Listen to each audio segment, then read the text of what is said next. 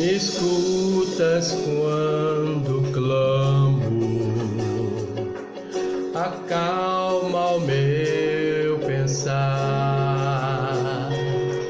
me leva pelo fogo, curando todo o meu ser.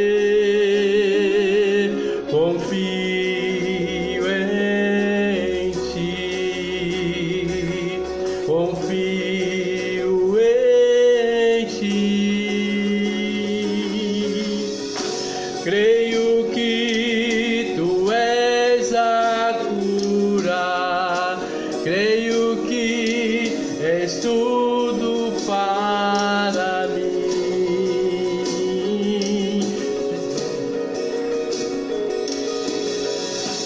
Creio que tu és a vida, creio que não há outro igual a ti.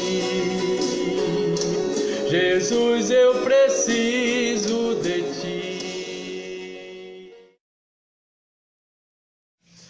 Olá, estamos de volta para a nossa segunda aula e como parte do dever de casa, né? Tivemos que ler 2 capítulos do livro Quem é Você Quando Ninguém Está Olhando. Eu vou fazer alguns destaques aqui,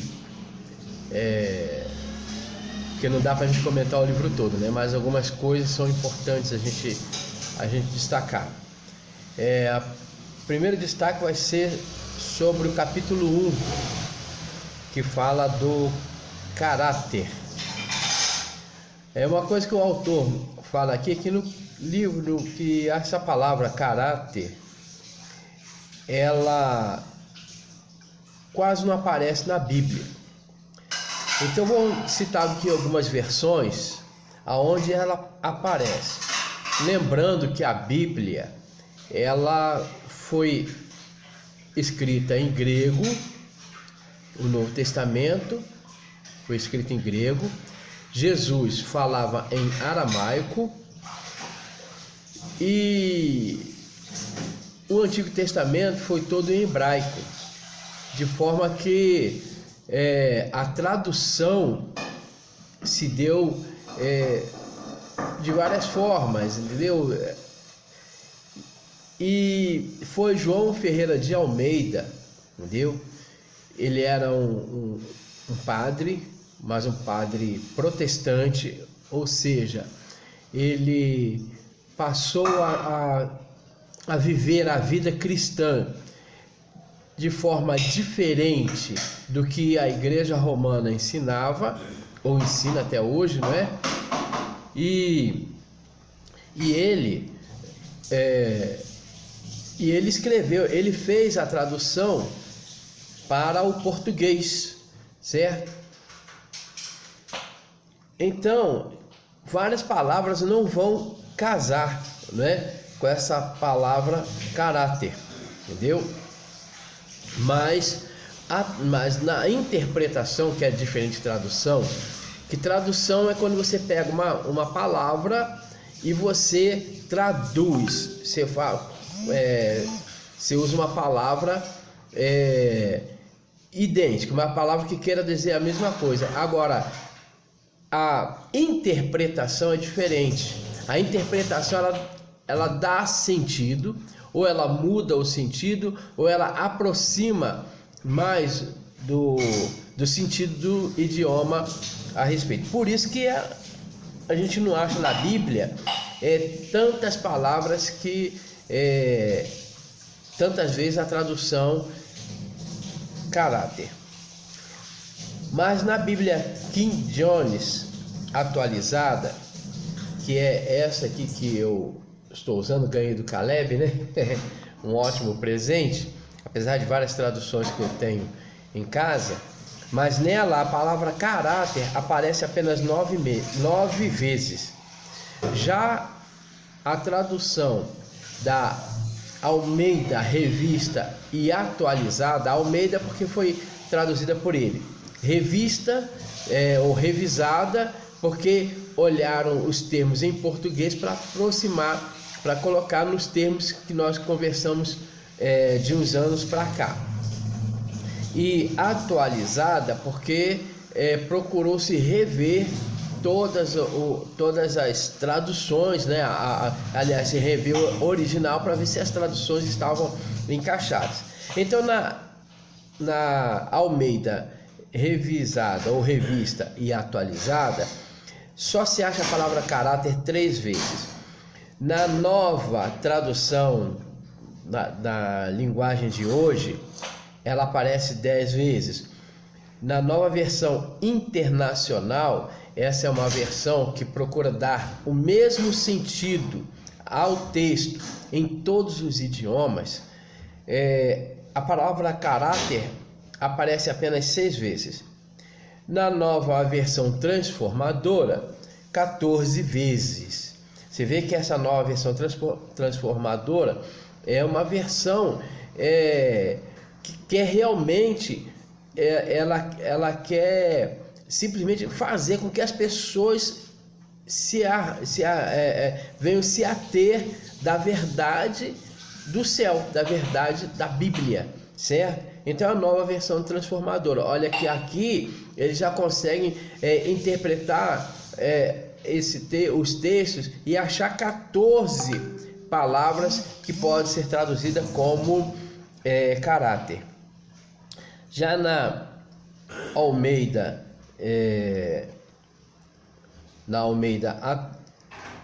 atualizada, na Almeida antiga, que é de 1948, ela não aparece hora nenhuma.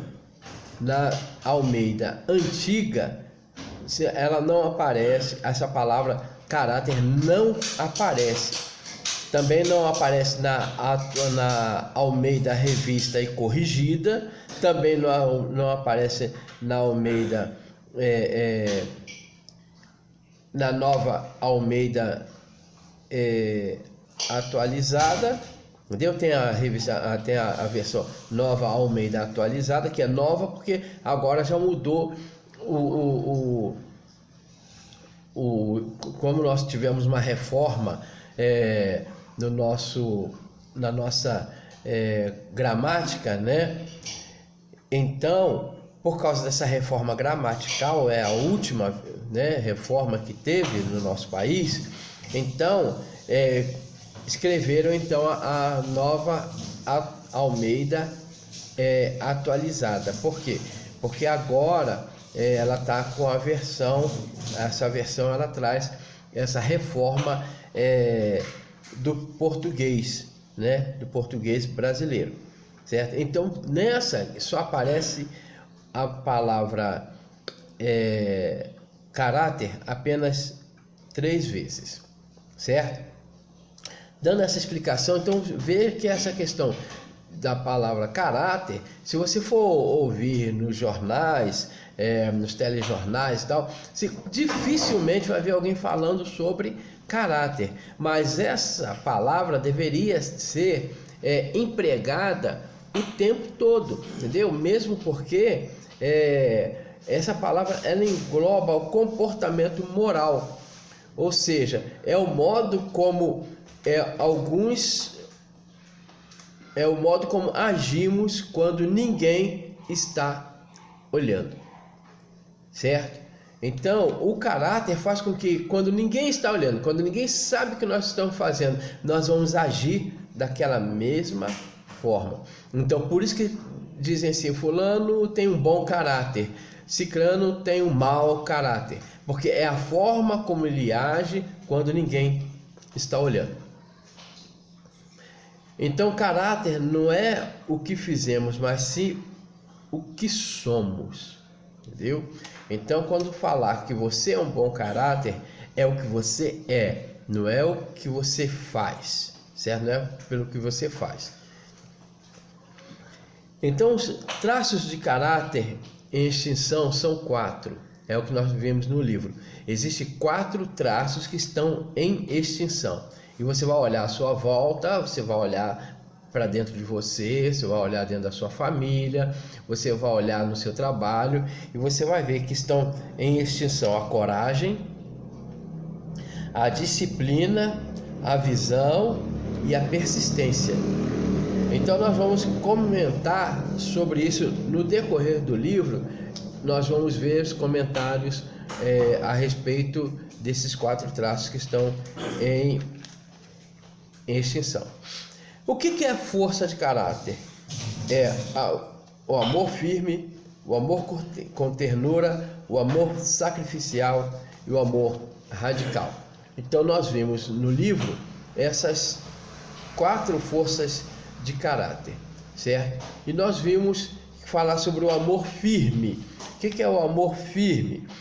Nós vimos um exemplo, né, do marido que fica falando para o patrão que atrasou, que não pôde sair, mas não, ele ficou dormindo até tarde, não quis sair na hora. Aí daqui a pouco, quando é questionado, a esposa fala assim: não, realmente ele não atrasou, entendeu? Ele não foi porque não quis. Aí a gente pode pensar: pô, essa mulher está sendo ruim para o marido, né? Ela está entregando, mas não, ela está amando, mas só que com firmeza. Ela não vai abrir mão, entendeu? Da verdade só porque é o esposo. A mesma coisa é com os filhos, né? Nós não vamos abrir mão de educar os nossos filhos corretamente só porque nós amamos, né? Porque nós amamos, nós vamos ter firmeza para orientar os nossos filhos, certo? Amor com ternura é quando alguém comete uma falta, comete um erro, um filho comete um erro e a gente ama, entendeu? E a gente vai, abraça, a gente conversa, e a gente acaricia, e a gente procura amenizar, entendeu? O sofrimento desse nosso filho ou desse nosso ente querido, amenizar esse sofrimento com palavras de ternura. Isso é amor com ternura, apesar da pessoa ter cometido um erro. Amor sacrificial. Aí nós vemos um exemplo aí no livro do cara que recebe a promoção, quer dizer, ele está apto a receber uma promoção e crescer na vida, né? Crescer na empresa e tal, mas ele tem que sair da cidade onde ele mora e ir para outro lugar, para outro país, onde ele não conhece nada, onde a esposa não conhece ninguém, onde os filhos também vão ter dificuldade, né, na adaptação escolar. Então esse homem, ele prefere não aceitar a promoção para que não traga sacrifício para sua família.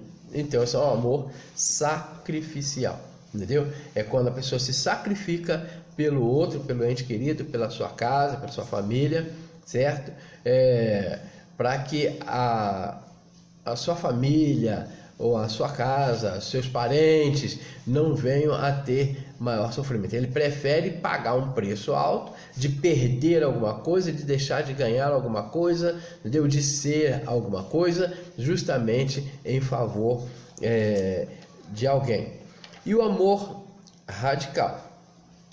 O amor radical é quando a pessoa comete um erro grave, entendeu? E ela tem que pagar por aquele erro, mas você não a protege. Você orienta, mas você leva essa pessoa a pagar pelo erro que cometeu. Você leva essa pessoa, por exemplo, até no algum caso, por exemplo, digamos que uma mãe, tem um exemplo, né, no livro da mãe que perdoa o assassino do seu filho, entendeu? Quer dizer, é o amor radical. Ela vai lá, perdoa ele, certo? Mas ele continua pagando, ele vai pagar pelos seus, pelo seu erro, entendeu? Ela não vai deixar, ela não vai impedir o processo, ela não vai impedir a prisão, ela não vai impedir a condenação, entendeu? Essa mãe vai simplesmente perdoar. O que é perdoar? Perdoar é tirar de dentro do coração. certo? É tirar de dentro de si, arrancar aquela mágoa, aquela dor, entendeu? Aquela tristeza, apesar de continuar na lembrança. Mas ela vai perdoar aquele ato, entendeu? Aquele autor, né? Vai perdoar o autor, né? Daquela infração, mas vai permitir. Mas isso não impede que a pessoa seja condenada. Então, o caráter deve ser desenvolvido em nós gradativamente, certo? Naturalmente. É Jesus Cristo, o perfeito em tudo, que desenvolve seu caráter em nós. Porque o caráter não é uma coisa que aparece, não é uma coisa que a gente aprende, a gente tem um sistema, entendeu? Tem uma regrinha que a gente vai seguindo, obedecendo aquelas regrinhas para poder ter um bom caráter. Não, caráter é uma coisa que é desenvolvida na nossa vida, na frente nós vamos ver. É importante saber que não é por ter um bom caráter que você impressionará a Deus ao ponto dele olhar para você. A salvação é pela graça, e nós já vimos isso, que a salvação é pela graça. Então ele desenvolverá em você o melhor dele. Ou seja, Deus vai desenvolver em você, tem desenvolvido em mim e vai desenvolver em nós o melhor que ele tem. O melhor de Deus será desenvolvido em nós. Então, quando a gente vai para o capítulo 2, nós vamos ver aquelas questões, né, daquilo que está em extinção. Uma delas é dos tipos de caráter, né, como nós vimos no início, entendeu? Quando nós vimos aqui a palavra que engloba comportamento moral, ou seja, é como o modo que agimos quando ninguém está olhando, entendeu? Então, tem alguns traços, né, que estão em extinção. Ou seja, aquilo que a gente está, a nossa vida hoje, certo? Está nos levando a deixar extinguir, entendeu? A ser extinto, certo? Alguns pontos, certo? Então, uma delas, entendeu? É a coragem. Aí no capítulo 2 vai falar sobre a coragem. Mas essa coragem não é a coragem, não é simplesmente a coragem de encarar um bicho, de encarar uma situação, é a coragem espiritual, tá? Vamos nos lembrar que vamos falar de coragem, mas vamos sempre nos lembrar que a nossa vida é espiritual. Então, todos os dias temos que tomar umas decisões que vão revelar se estamos sendo corajosos ou medrosos. Então, quando você sai de casa para trabalhar, você está agindo com coragem, certo? Às vezes a gente até fala assim, pô, estou sem coragem de trabalhar. Mas quando você sai, certo? Você já encarou, entendeu? Uma situação adversa. Então você está revelando ali a coragem, certo? Então, para ser um cristão de verdade, é necessário coragem para se expor. Vamos ler lá em Lucas capítulo 18, versículo 10 até o 14, do Evangelho de Lucas. E nós vamos ter aqui um exemplo sobre exposição de coragem. Deixa eu achar aqui, 16, 21, essa Bíblia, ela é nova, então ela ainda não está com aquele manejo, né? Aquela coisa, da gente pega assim, já consegue folhear. As Bíblias, as outras Bíblias que eu tenho mais antigas, já pego assim, já viro. Mas eu quero ler nessa versão aqui. Então, no capítulo 18, versículo 10 até o 14, diz assim: 2 homens subiram ao templo para orar. Um era fariseu e o outro publicano. O fariseu em pé orava em seu íntimo: Deus, eu te agradeço porque não sou como os outros homens, roubadores, corruptos, adúlteros, nem mesmo como este cobrador de impostos. Jejuo 2 vezes por semana e dou o dízimo de tudo quanto ganho. Entretanto, o publicano ficou à distância.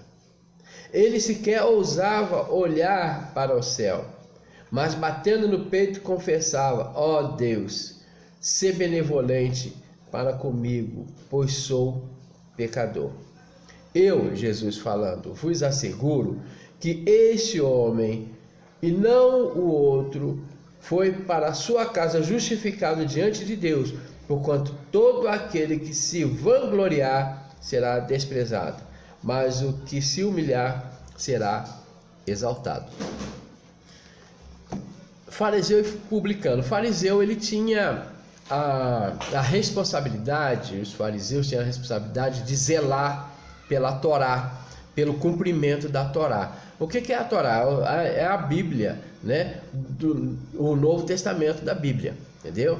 Então, lá em hebraico é chamado de Torá, certo? Então, eles tinham a responsabilidade de cumprir, fazer cumprir as leis. E esse, quando chegou no templo, na verdade, ele falou: ó Deus, eu sou bom, eu não sou corrupto, não sou ladrão, não sou roubador, entendeu? Eu jejuo, eu sou muito religioso, eu sou muito evangélico, eu sou muito crente, entendeu? Então, e eu não sou nem que nem esse camarada, esse publicano, certo? Mas o publicano, o que era um publicano? Era o cobrador de impostos. Roma, quando ela dominava uma nação, então ela colocava alguém daquela nação para cobrar imposto, entendeu? Então tinha vários publicanos, certo? Esse era um. Então ele era um israelita, um judeu, certo? Que cobrava imposto dos judeus para Roma, entendeu? Ele era um funcionário do Império Romano, ou seja, funcionário do inimigo da nação, certo? Então eles tinham ele como traidor. Mas esse cara se tocou de que não podia continuar assim. Então ele foi até o templo e lá foi confessar o seu pecado. Só que ele ficou de longe, ele nem chegou perto do altar, ele ficou de longe e olhando para o chão, de tanta vergonha, e disse: sê benevolente comigo. Outras versões vão dizer: sê propício para mim, entendeu? Seja benevolente, seja misericordioso comigo, que sou pecador. Tá vendo? Então, quer dizer, ele pediu a misericórdia de Deus. Então ele pediu o socorro de Deus. Ele confessou o seu pecado. Já o outro não, o outro já achava que era merecedor das bênçãos de Deus, porque ele era religioso, porque ele era conhecedor da lei, protetor da lei, fazia cumprir, entendeu? E fazia sacrifícios e jejuava 2 vezes por semana, entendeu? Então, quer dizer, mas o que Jesus estava vendo? O que ele disse? É claro que o publicano, aquele pecador, deu traidor da nação, esse foi embora para casa justificado por Deus, certo? Do que o outro. O outro não foi justificado. Por quê? porque ele se achava, né, a cereja do bolo. E na verdade tudo que ele tinha que fazer ele não tinha que fazer por obrigação, tinha que fazer por amor a Deus. Mas não, fazia porque queria aparecer, né? E ali no templo ele fez esse showzinho, certo? Então foi reprovado por Jesus. Então, para ser cristão é preciso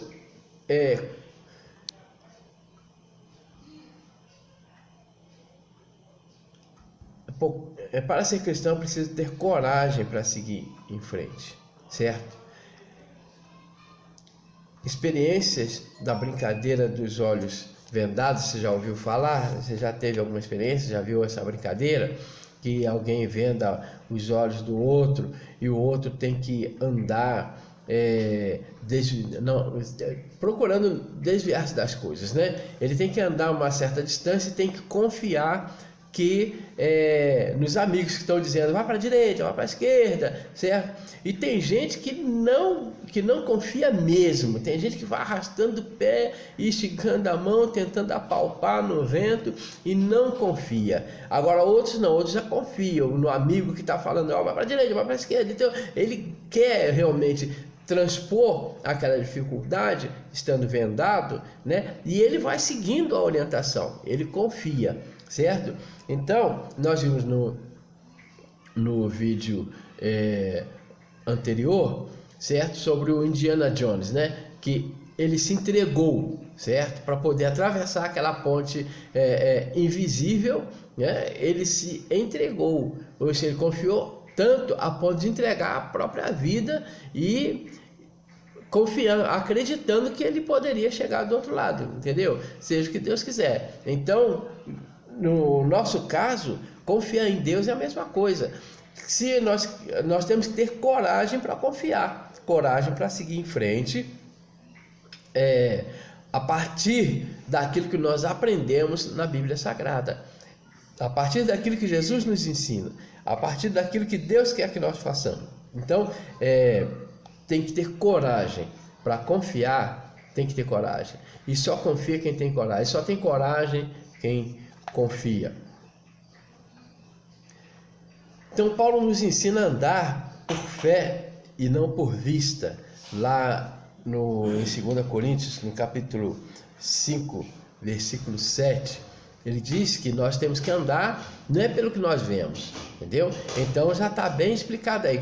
O cara está com os olhos vendados e está confiando naquilo que os outros estão falando, né? Na direção que estão informando, vem para a esquerda, vai para a direita, vai à frente, para aí, agora né, tem alguma coisa na sua frente, você vai ter que pular. O cara vai lá e apalpa e passa a perna por cima e continua a caminhada. Olha, tem uma árvore aí, o cara desvia para a direita. Ele está andando por fé, ele não está andando por vista, certo? Então muitas das vezes nós queremos andar com Deus ou queremos ser religiosos, mas andando pelo que nós estamos vendo, entendeu? Não por aquilo que está sendo ensinado, que muitas coisas que nós vamos ler na Bíblia, nós não vamos ver, entendeu? Só vamos aprender conforme nós formos caminhando, entendeu? O próprio Jesus disse o seguinte: se você quiser saber se aquilo que eu estou te ensinando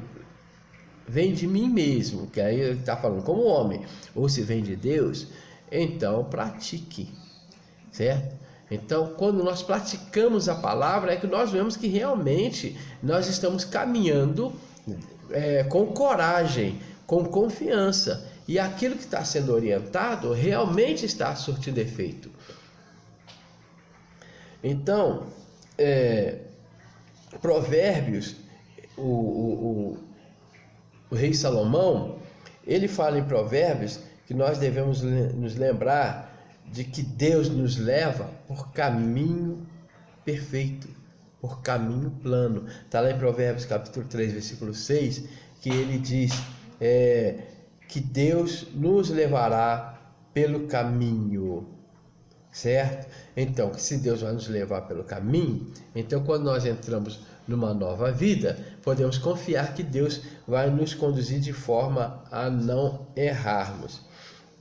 Então, uma coisa é importante a gente lembrar, que a jornada do covarde é muito curta, certo? O covarde não vai muito à frente, mas o corajoso vai. Então, para ser um cristão, é preciso ter também coragem nos relacionamentos. Tirar as máscaras, os mecanismos de defesa, excluir o medo, vestir a carapuça, excluir o medo de falar a verdade e de ouvir a verdade também. Porque muitas das vezes as pessoas falam a verdade para nós não queremos ouvir. Não temos coragem de ouvir, certo? Mas nós temos que ter coragem para ouvir as verdades. Nós temos que ter coragem de falar também a verdade. Não importa o que ela vai causar, certo? É claro que tem momentos que a gente não pode, quando eu falo falar a verdade, não é a gente sair, ver uma situação, a gente já sai espalhando para todo mundo e já sai falando aqui, falando ali. Ah, não, mas eu estou falando a verdade. Realmente é verdade, mas está na hora de falar? Não, não é bem isso que eu estou falando. É quando você precisa falar, você deve falar a verdade, entende? Muitas das vezes nos negócios, a gente, para não perder um negócio, a gente deixa de falar a verdade. Eu lembro que eu trabalhei numa farmácia e eu não fiquei muito tempo lá. Por quê? Porque eu não acho que a pessoa tem que comprar o que eu quero vender. Eu acho que a pessoa tem que comprar o que ela quer comprar, certo? Na verdade, eu posso até orientar, entendeu? Eu posso orientar o que é melhor, mas nessa orientação do que é melhor, eu tenho que ter certeza de que aquilo é melhor. Então eu tenho que falar com verdade. Bem, esse produto, esse medicamento, realmente ele é melhor por causa disso, disso. Mas se você quiser levar o outro, entendeu? Como está sendo dito que o outro também faz o mesmo efeito, não sou eu quem vou lhe impedir. Você pode levar o outro que é mais barato, entendeu? Está mais dentro do seu orçamento, entendeu? E vai tomando. Que Deus abençoe, que ele dê certo, entendeu? Morrer você não vai, certo? Então quer dizer, mas o meu patrão não achava que eu tinha que vender o mais caro. Eu tinha que procurar fazer de tudo para vender o mais caro. Entendeu? Então não aceitava que se um cliente já chegava na farmácia e dizia assim: eu quero o medicamento A, entendeu? Pronto, eu já ia pegar o medicamento A e entregar. Não, mas não, você tem que falar que tem o B, que o B, tem que falar que o B é melhor, tem que falar porque... Só que o B era 3 vezes mais caro que o A. Se o paciente, se o cliente já chegar lá querendo o medicamento A, você já sabe mais ou menos, entendeu? Ele já sabe mais ou menos que não, mas então, tem o B aqui também, você não quer? Não quero não, o B é mais caro, eu quero o A, entendeu? Então ele ficava na bronca, falei, isso não vai dar certo para mim, entendeu? Eu não posso continuar trabalhando com aquilo que com aquilo que vai me fazer agir como mau caráter. Você está vendo como é que a coisa é séria? Então falar a verdade nos negócios, falar a verdade em casa, falar a verdade com a esposa, a verdade com os filhos, falar a verdade com o patrão, falar a verdade com os funcionários, falar a verdade com quem for na rua, entendeu? Na hora de falar alguma coisa, entendeu? Nós temos que falar a verdade, certo? Agora, para falar a verdade é preciso ter muita coragem, entendeu? E o cristão, entendeu? É uma pessoa corajosa, certo? Para ser cristão, então é preciso coragem. Como cultivar a coragem? Como desenvolvê-la? Encarando os seus temores. É a forma de você desenvolver a coragem. Ninguém nasce com talento ou dom da coragem. A pessoa se torna assim quando se depara com a adversidade e a encara no intuito de acabar ou resolver o problema, ou até uma afronta. É assim que crescemos como cristãos, quando a gente encara a situação, quando a gente quer realmente resolver a situação, não deixar nada de lado, não deixar nada parado, não deixar nada nenhum tipo de adversidade, que as coisas que estão incomodando, deixar aquilo parado. Não, nós temos que ter coragem para continuar resolvendo a situação. Então, para que nossa coragem permaneça fortalecida, será preciso nos afastar das conversas, das más conversações e de pessoas fracas, de pessoas covardes. Entendeu? Em 1 Coríntios capítulo 15, versículo 33, Paulo diz que as más conversações corrompem os bons costumes. Às vezes você tem um bom costume, às vezes você é uma pessoa de bom caráter, mas começa a conversar com pessoas que só falam coisas erradas, só falam coisas adversas, entendeu? Ao que é normal, ao que é natural, então começa a se corromper. Tem gente até que muda tanto a cabeça que começa a acreditar piamente que o errado está certo e que o certo está errado, por causa das más conversações. E essas más conversações, elas podem estar nos jornais, nos telejornais, elas podem estar numa novela, elas podem estar num filme, elas podem estar num seriado, elas podem estar dentro do ambiente de trabalho, dentro do ambiente escolar, na rua, na vizinhança. Essas más conversações estão por aí. Então, se a gente fica sempre conversando com essas pessoas, entendeu? Sempre lidando com essas pessoas que fazem as coisas erradas, então o que acontece? Nós vamos nos corromper também. E acontece que essas pessoas, elas são covardes. O que é uma pessoa covarde? É a pessoa que não encara a realidade como deve ser. É a pessoa que não faz aquilo que deve ser feito. É a pessoa que vai na contramão daquilo que é correto, certo? Esse é o covarde, entendeu? Não é aquela covardia simplesmente de juntar uma turma e espancar o outro, certo? Que isso também é andar na contramão, porque nós não temos nenhum direito de espancar os outros, nem de bater nos outros, não temos esse direito, certo? Mas às vezes fazem isso. Às vezes mata-se por causa de uma coisa à toa, né? De uma desavença, de um ciúme, né? De uma inveja, certo? Então, isso são atos de covardia, ou seja, atos de quem não tem coragem para fazer o que é certo. Então, nós temos que nos afastar desses, porque são pessoas de má conversação, certo? Então, a coragem não virá a nós, temos que buscá-la, precisamos dela para sair descansados, com a mente tranquila, certo? Quando a gente sai, precisa mudar de emprego. O que a gente tem que ter? Coragem. Por que você quer mudar de emprego? Porque esse emprego não é bom, o outro é melhor, porque eu preciso, o ambiente aqui não está bom, ou então porque eu tenho mais chance de crescimento no outro, mais chance de rendimento no outro, e é preciso coragem. Então, para mudar de emprego, mudar de curso, entendeu? Mas Deus nos dá poder para isso.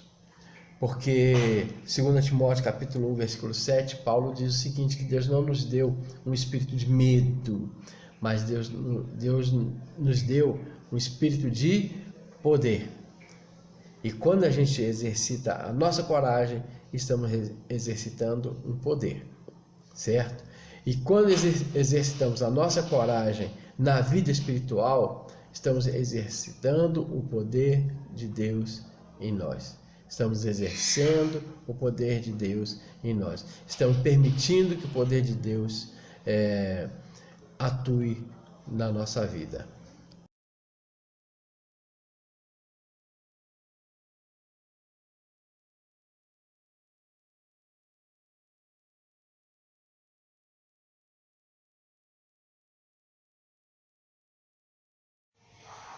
Agora, entrando na nossa segunda aula, nós vamos analisar, nós vamos aprender, nós vamos conhecer o companheiro da nova vida, que é o Espírito Santo. Sempre que a gente muda de endereço, ou quando a gente muda de escola, ou de trabalho, ou de estado, ou de país, sempre nós vamos fazer novas amizades. Outros vão se interessar em fazer amizade conosco. Mas no meio dessas amizades, sempre aparece alguém que se torna mais do que uma amizade, se torna um companheiro. Dentro da nossa casa nós temos alguém que é nosso amigo, né?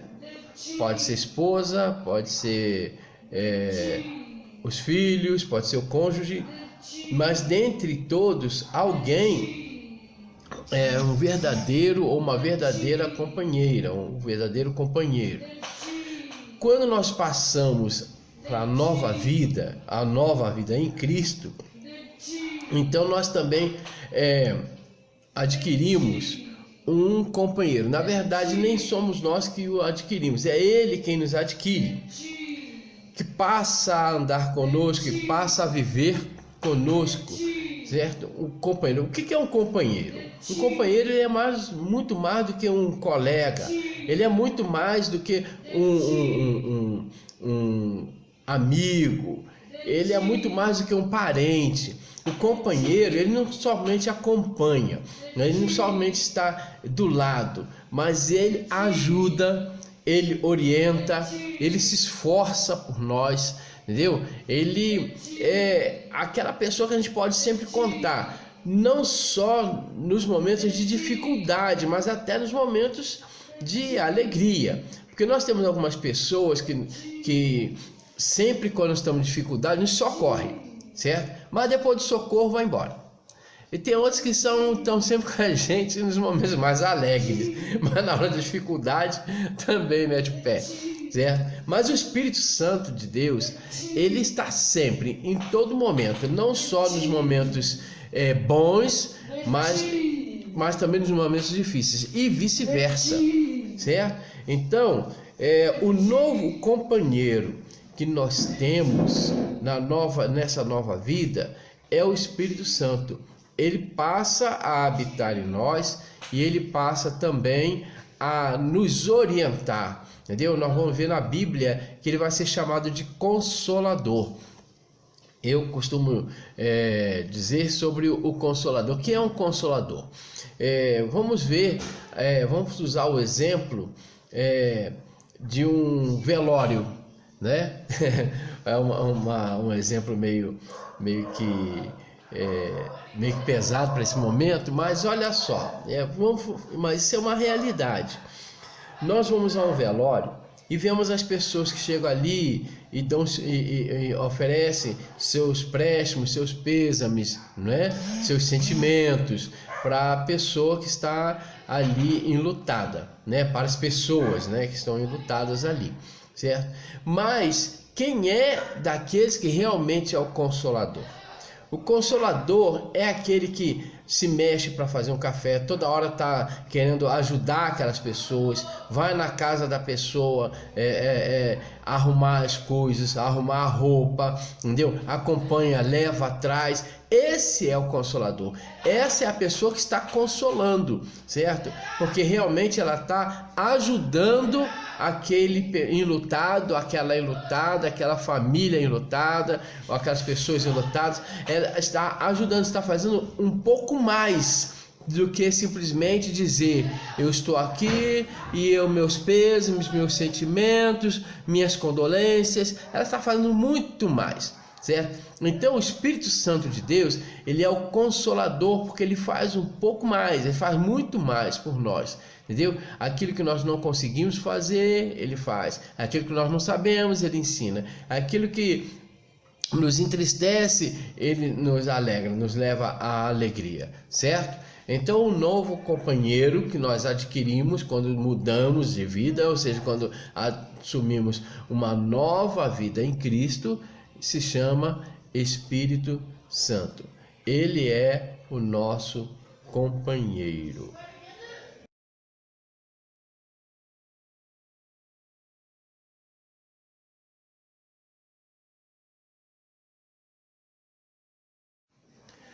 Bem, falando ainda sobre o Espírito Santo, a relação de Jesus com seus discípulos foi uma relação de amizade. Só que ele não mais estaria fisicamente aqui na Terra. Não estaria mais fisicamente entre eles, não estaria mais fisicamente entre nós. Então, quando Jesus ascendeu aos céus, ele disse que os seus discípulos não ficariam sós.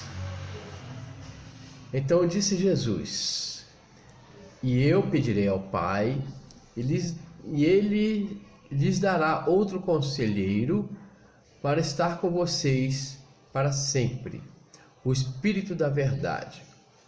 O mundo não pode recebê-lo porque não o vê nem o conhece. Mas vocês o conhecem, pois ele vive com vocês e estará em vocês. Isso aí está relatado no Evangelho segundo escreveu João, no capítulo 14, versículos 16 e 17. Então, quando Jesus diz: eu pedirei ao Pai e ele lhes dará outro conselheiro, no grego a palavra é paráclito. Paráclito quer dizer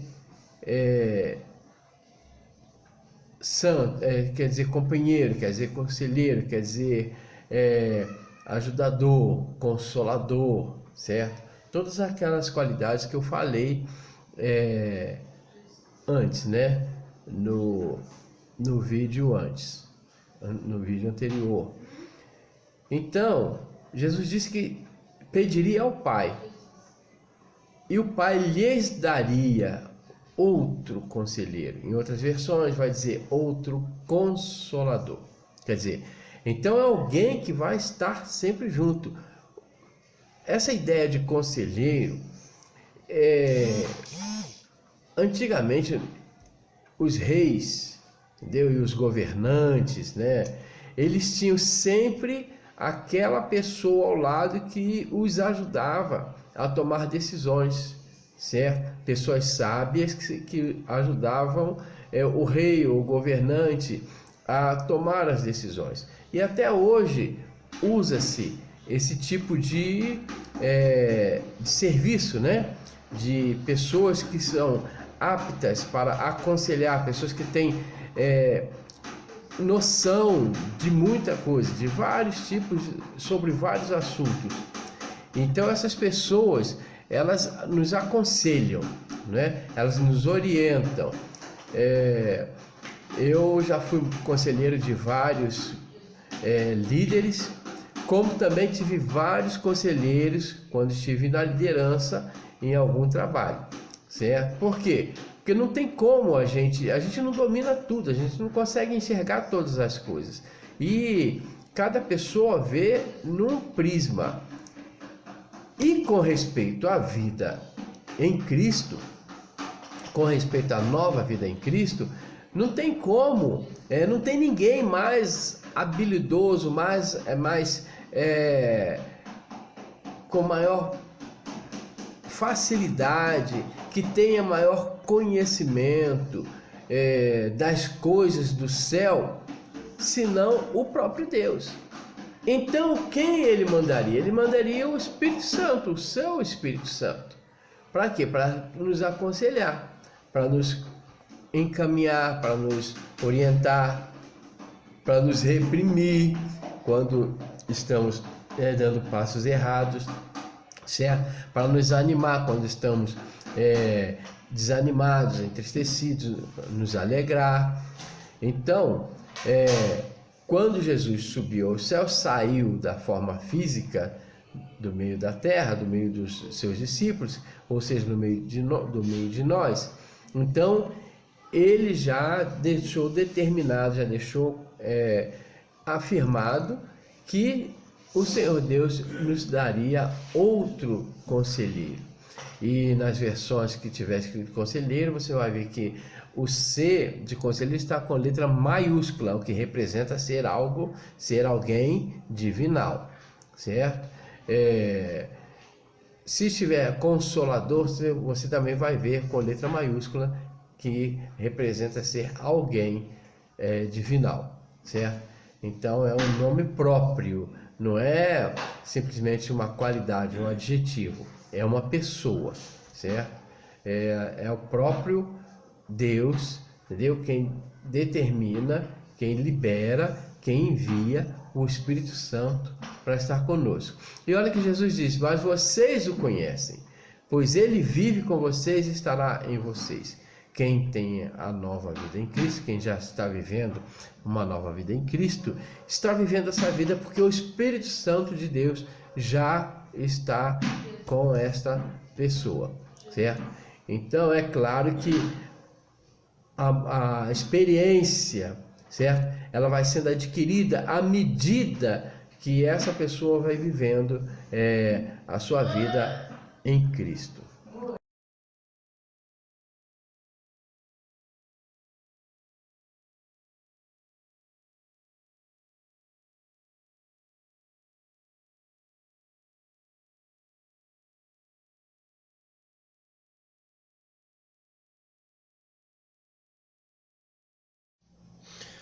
Agora eu gostaria de fazer uma pergunta para você. Quem é o Espírito Santo? Para começar a responder a pergunta, eu digo: o Espírito Santo é Deus. O Espírito Santo também é uma pessoa. Não é simplesmente um ar, uma energia, como tem alguns que dizem que tem uma certa religião que diz que o Espírito Santo é uma energia, certo? Bem, aquele que corre na tomada, aquilo é uma energia, não é? É aquele que é produzido a partir do etanol, a partir da gasolina, isso é energia. Mas o Espírito Santo de Deus não é energia. O Espírito Santo, ele é o próprio Deus, conforme a Bíblia nos afirma. Então, esse Espírito, ele tem algumas características, certo? Por exemplo, as principais características de Deus são iniciadas pelo prefixo oni, que significa tudo. Então, Deus é onipresente, está em todos os lugares. Deus é onipotente, ou seja, porque ele tem todo o poder, né? Todo poder, né? Se a gente disser todo poder, então vamos falar de alguns poderes, né? Poder político, poder do dinheiro, poder de ação, força. Não, é todo o poder. Quer dizer, Deus é onipotente, porque ele tem todo o poder, ou seja, é porque ele é dominador de todas as coisas, entendeu? E Deus é onisciente, ou seja, porque ele sabe todas as coisas, ele domina todas as ciências, ele conhece todas as coisas, ele conhece toda a nossa vida, conhece tudo que vai acontecer, certo? Isso aí é um assunto para um curso um pouco mais aprofundado, né? Sobre a questão da onipresença, sobre a questão da onipotência, entendeu? E principalmente sobre a questão da onisciência, certo? Mas basta agora sabermos que Deus é onipresente, onipotente e onisciente, certo? Então, o Espírito Santo é Deus, certo? Aí as principais características de Deus são iniciadas pelo prefixo oni, então, onipresente, onipotente, onisciente, certo? Então, se o Espírito Santo é Deus, como é que nós devemos nos portar diante dele? Qual deve ser a nossa postura diante de Deus? Devemos nos portar com ele da mesma forma como nos portamos com Deus. Nos portamos com o Espírito de Deus, certo? Da mesma forma que nos portamos com o próprio Deus. Porque já vimos antes, né, que ele é Deus.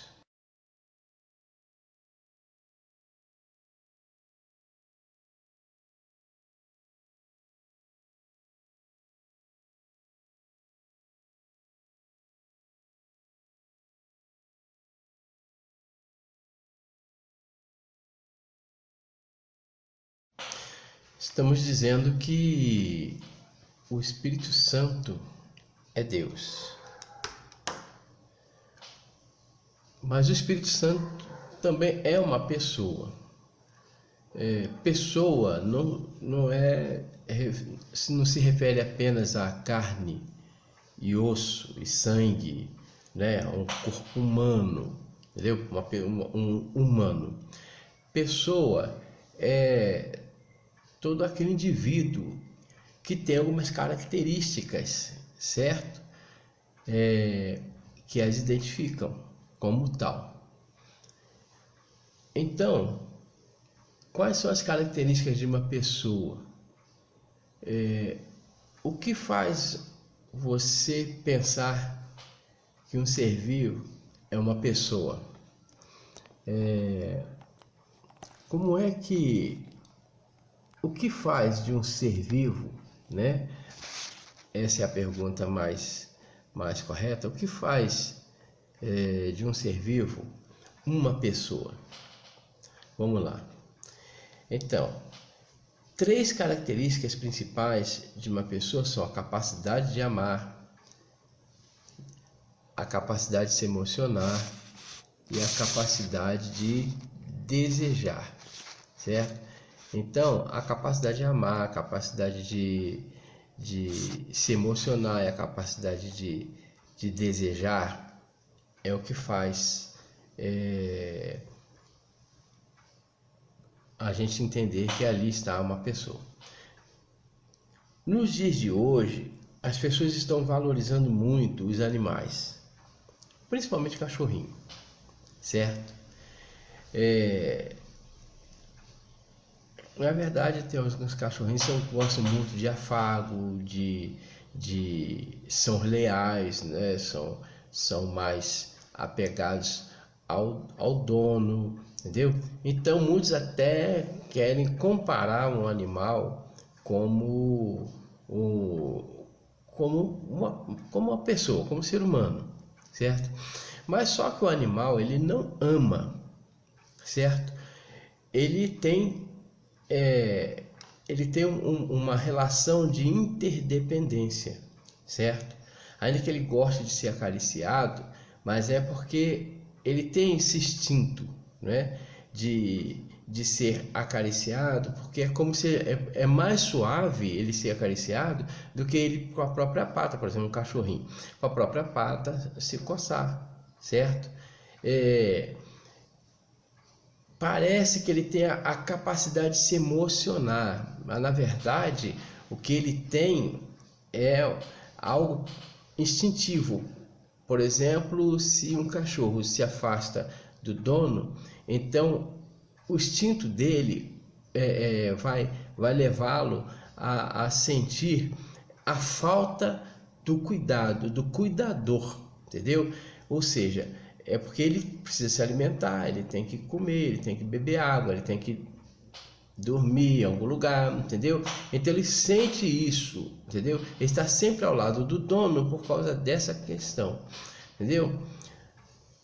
E a capacidade de desejar, na verdade, o animal também, ele não tem desejo, ele tem instinto de algo que falta para ele, certo? É diferente de nós, os seres humanos, nós amamos de que forma? A ponto de praticar alguma coisa pela pessoa que nós amamos. Não é simplesmente um sentimento. O amor não é um sentimento. O amor é uma ação prática, certo? Então, é quando você pratica algo pelo outro, em favor do outro, raciocinando exatamente a necessidade do outro. Seja seu cônjuge, seja um de seus filhos ou todos os seus filhos, seja seus pais, sejam seus irmãos, certo? Então essa capacidade, o que é amar? Nós só vamos perceber o que é amar depois que a gente atinge uma certa idade, quando a gente começa a se responsabilizar, se sentir responsável por alguém, entendeu? Quando nós começamos a realmente interagir de forma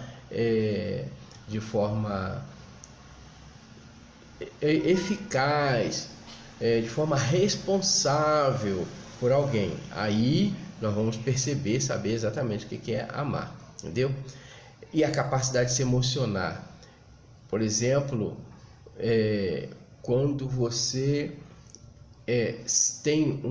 vê alguma situação e você se alegra por aquela situação, você sabe por que você se alegra. Um animal não sabe, entendeu? Se o animal ouve você falar, o meu amigo foi promovido na empresa, você se alegra, mas o seu animal não se alegra, porque ele não tem inteligência para isso, ele não tem raciocínio, não tem a mínima noção do que você está falando. Ele vai olhar para você assim, entendeu? Mas não tem a mínima noção.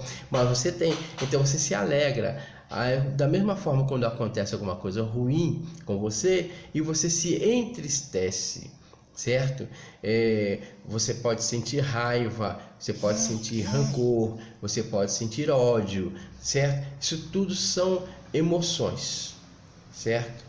Então, o que define um ser humano, entendeu? As características principais do ser humano é a capacidade de amar, a capacidade de emocionar e a capacidade de desejar, certo? O que é o desejo? O desejo é um anseio por alguma coisa, certo? Alguma coisa que pode ser realizável ou não, mas existe aquele anseio, né? Você quer que aquela coisa se realize, de repente você até trabalha em favor daquilo que você está desejando, certo? Então tá vendo a diferença de um ser humano para um animal? O animal não trabalha por aquilo que ele está desejando, entendeu? Ele vai atrás para ver se encontra, mas praticar, fazer, preparar, montar, planejar, entendeu? Fabricar, certo? Isso ele não faz. Então, mas o ser humano faz. Uma pessoa faz, certo? Então, é nisso que o Espírito Santo de Deus se compara a uma pessoa, porque o Espírito Santo de Deus, ele ama, porque ele é o próprio Deus, entendeu? Então ele ama, certo? E é por isso que está conosco, por isso que o Espírito Santo se tornou nosso companheiro, certo? Porque ele nos ama, ele faz as coisas, pratica as coisas, prepara as coisas para nós. Nós muitas das vezes vacilamos e não atendemos, não acompanhamos, não ouvimos, não respeitamos, não obedecemos, mas ele ama. E o Espírito Santo se emociona. Vamos começar por Jesus, certo? Jesus, nós temos relatos na Bíblia de Jesus chorando, de Jesus se alegrando. Então o Espírito Santo, quando está em nós, então quando nós praticamos alguma coisa que não agrada a Deus, o Espírito Santo se entristece.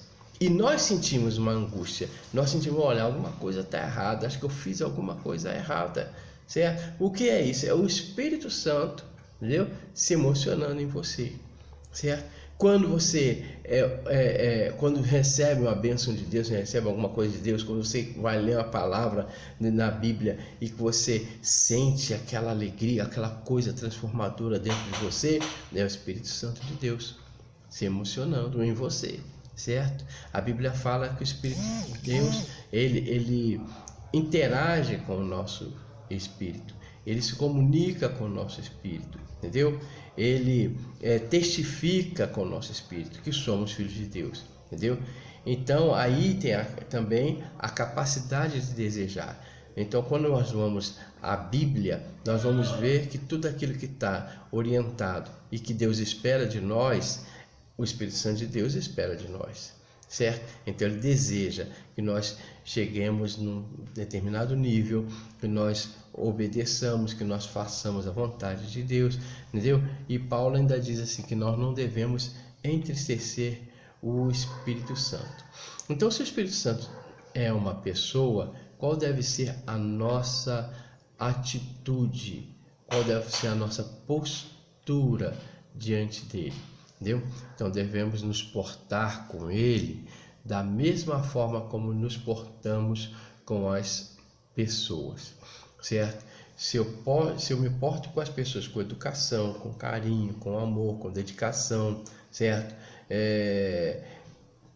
Com cuidado, com responsabilidade, entendeu? É dessa forma também que eu tenho que me portar com o Espírito Santo, já que ele é uma pessoa.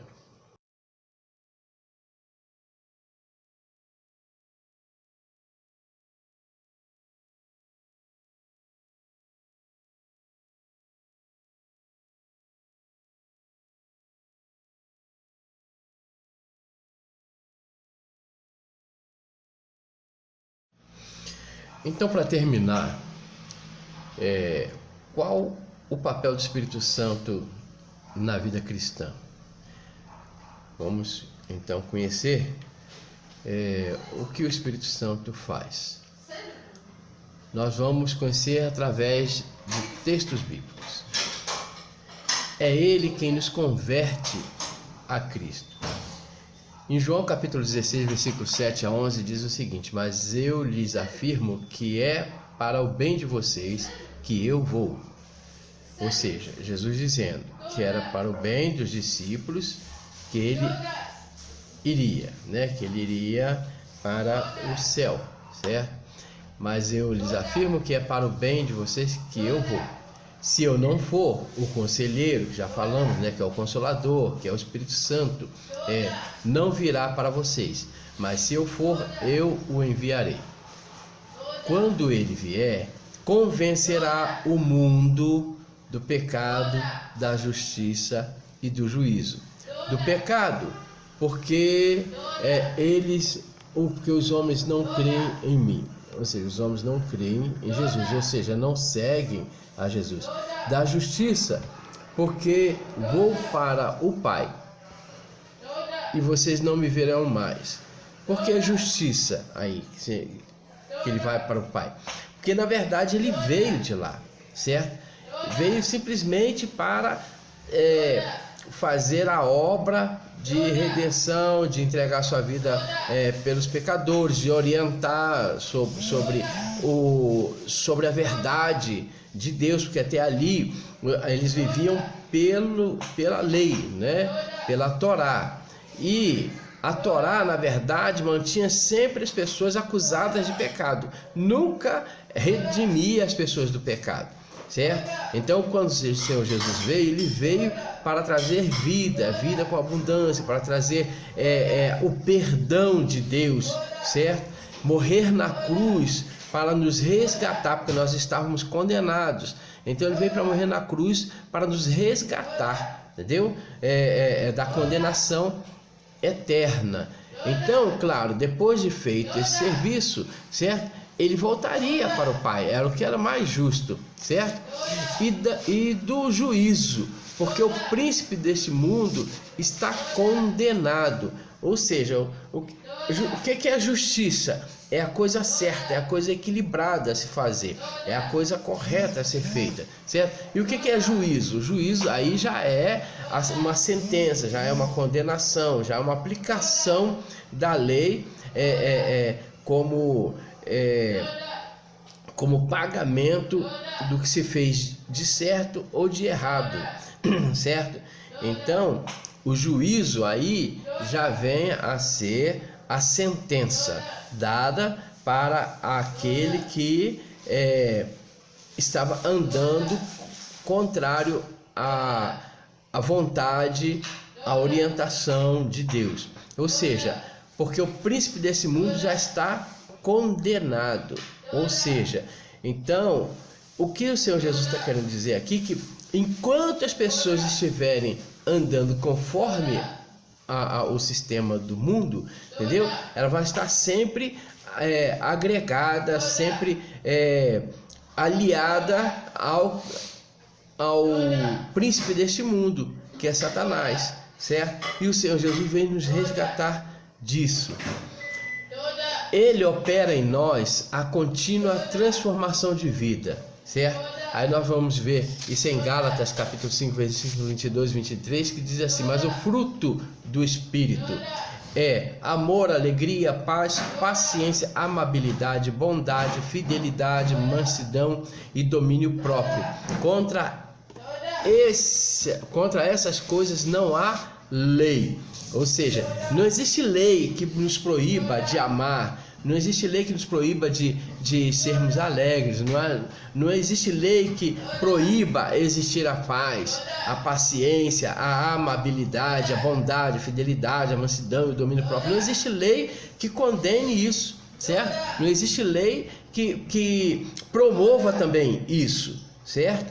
Então, o Senhor Jesus, o Espírito Santo de Deus veio para operar em nós essa transformação, certo? Então, quando nós falamos, eu gostaria de destacar aqui, quando nós falamos mais o fruto do Espírito, quer dizer, o fruto do Espírito Santo, aí tem várias informações aqui, certo? Então vamos comparar o fruto do Espírito com uma tangerina, certo? Ou uma mexerica, conforme preferirem, né? Mas uma tangerina, ela é um fruto. Você não compra, você não pega uma tangerina, pega um fruto daquele e fala: vou chupar essas tangerinas, entendeu? Se você disser que vai chupar essas tangerinas, alguém vai entender que você vai chupar mais de uma, certo? Vai descascar mais de um fruto, certo?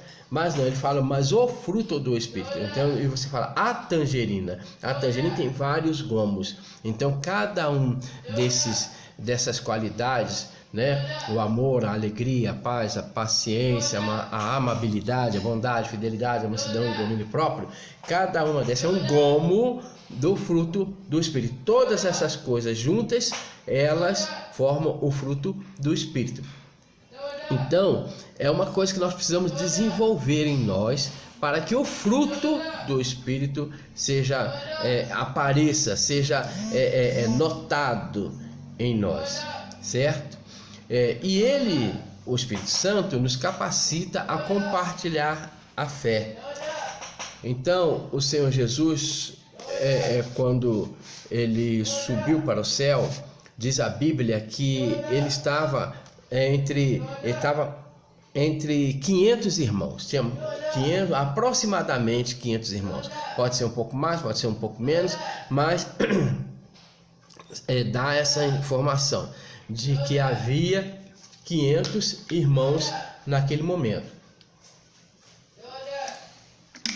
E ele subiu para o céu, mas antes de subir ele disse o seguinte: mas vocês receberão poder quando o Espírito Santo descer sobre vocês, e serão minhas testemunhas em Jerusalém, em toda a Judéia e Samaria e até os confins da terra. Então, quando o Espírito Santo de Deus vem habitar em nós, começa a fazer parte da nossa vida, começa a nos aconselhar, então nós nos tornamos testemunhas, certo? Então, se nós não testemunhamos, duas coisas podem estar acontecendo. Ou nós ainda não temos o Espírito Santo de Deus em nós, ou ele ainda não é o nosso companheiro, ou ele ainda não é o nosso consolador, certo? Ou nós estamos desobedecendo, certo? Mas o Espírito Santo nos capacita a compartilhar a fé. E compartilhar a fé não é ter profundo conhecimento da Bíblia ou da vida cristã para compartilhar. Porque se você experimenta uma laranja e diz para a pessoa que está ao seu lado, essa laranja é doce, você já compartilhou a qualidade da laranja, certo? A mesma coisa, se você sente a alegria do Espírito de Deus, a alegria de ser salvo, se você tem convicção da sua salvação, então é fácil você falar para a pessoa assim: olha, eu creio em Jesus, entreguei minha vida a Ele e hoje eu sou muito feliz por ter Jesus na minha vida, certo? Então, que Deus abençoe você, que o Espírito Santo de Deus possa fazer morada na sua vida, que você sinta, né, esse mover do Espírito Santo de Deus em você. Lembrando que na nova vida em Cristo, nós temos um companheiro, como eu disse no início, que quando nós mudamos de lugar, mudamos de ambiente, mudamos de trabalho, mudamos de escola, aí adquirimos outros amigos, outras amizades, e uma delas ou algumas delas se tornam nossas companheiras, entendeu? A mesma coisa, quando eu passo a ter uma nova vida em Cristo, então eu adquiro um companheiro chamado Espírito Santo. Que Deus abençoe. Para a próxima aula nós vamos ler mais 2 capítulos do livro Quem é Você Quando Ninguém Está Olhando.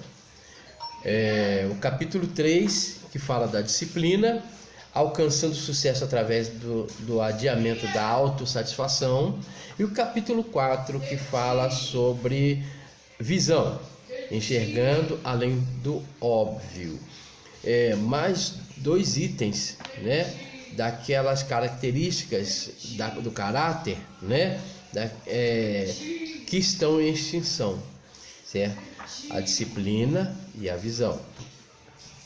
Para que você consiga dar conta de ler esses 2 capítulos dentro da semana, eu te recomendo a ler 4 a 5 páginas por dia, certo? Aí você vai dar conta de ler todos os 2 capítulos.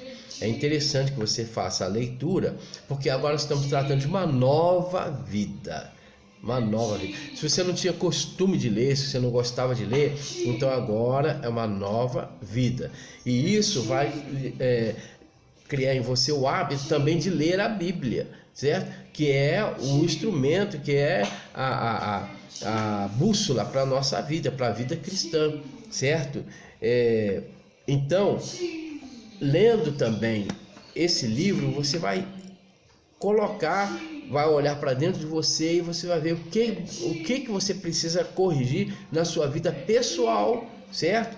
Para que você possa alcançar uma vida cristã abençoada, fortalecida, entendeu? Convicta, certo? Até mesmo na sua maneira de viver, certo? Então, capítulo 3 e 4 para a próxima semana, disciplina e visão, ler de 4 a 5 páginas por dia, certo? Eu aconselho até começar com 5 páginas, né? Porque aí vai um pouquinho mais rapidinho, né? E você fica mais folgado, certo? Mais folgada.